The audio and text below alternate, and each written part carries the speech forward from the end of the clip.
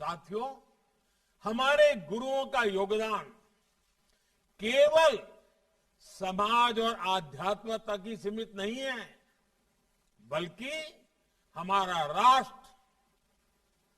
राष्ट्र का चिंतन, राष्ट्र की आस्था और अखंडता अगर आज सुरक्षित है तो उसके मूल में भी सिख गुरुओं की महान तपस्या है। गुरु नानक देव जी के समय से ही आप देखिए, जब विदेशी आक्रांता तलवार के दम पर भारत की सत्ता और संपदा को हथियाने में लगे थे, तब गुरु नानक देव जी ने कहा था, पाप की जंज लई काबुल हो धाया, जोरी मंगे दानुवे लालो।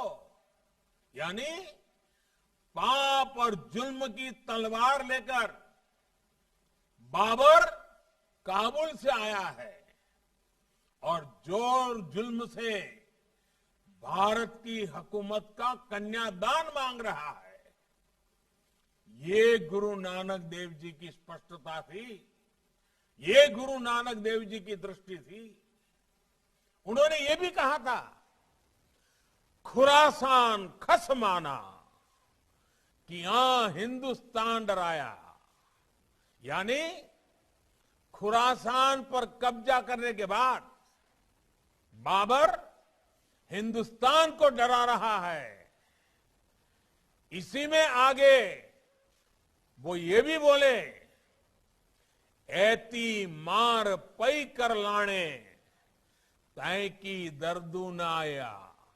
अर्थात उस समय इतना अत्याचार हो रहा था, लोगों में चीख पुकार मची थी, इसलिए गुरु नानक देव जी के बाद आए हमारे सिख गुरुओं ने देश और धर्म के लिए प्राणों की बाजी लगाने में भी संकोच नहीं किया। इस समय देश गुरु तेग बहादुर जी का 400वां प्रकाश उत्सव मना रहा है। उनका पूरा जीवन ही राष्ट्र प्रथम के संकल्प का उदाहरण है। जिस तरह गुरु तेग बहादुर जी मानवता के प्रति अपने विचारों के लिए सदैव अड़िग रहे, वो हमें भारत की आत्मा के दर्शन कराता है।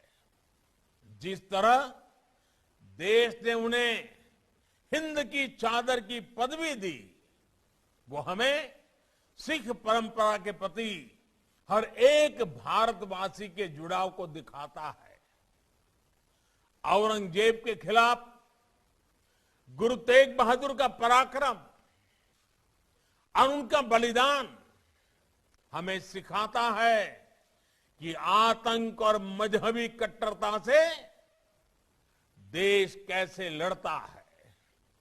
इसी तरह दसम गुरु गुरु गोविंद सिंह साहब, उनका जीवन भी पग पग पर तप और बलिदान का एक जीता जागता उदाहरण है।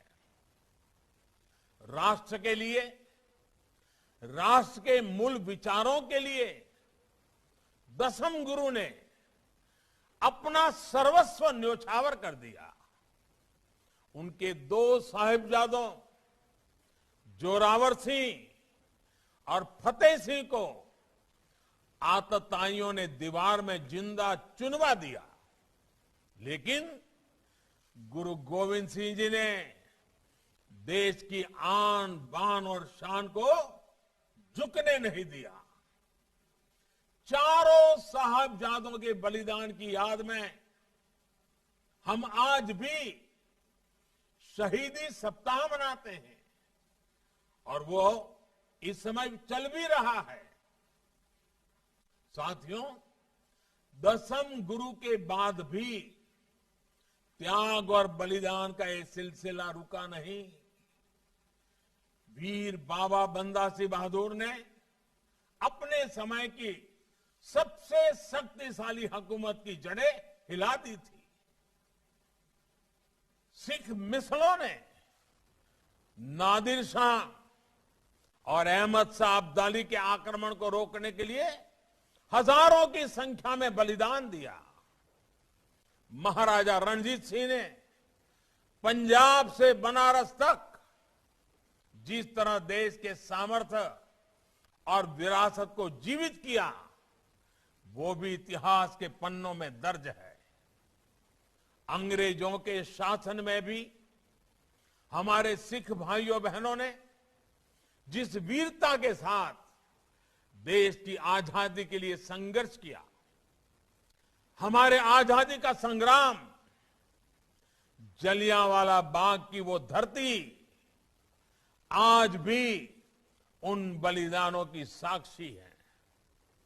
ये ऐसी परंपरा है जिसमें सदियों पहले हमारे गुरुओं ने प्राण फूके थे और वो आज भी उतनी ही जागृत है, उतनी ही चेतन है।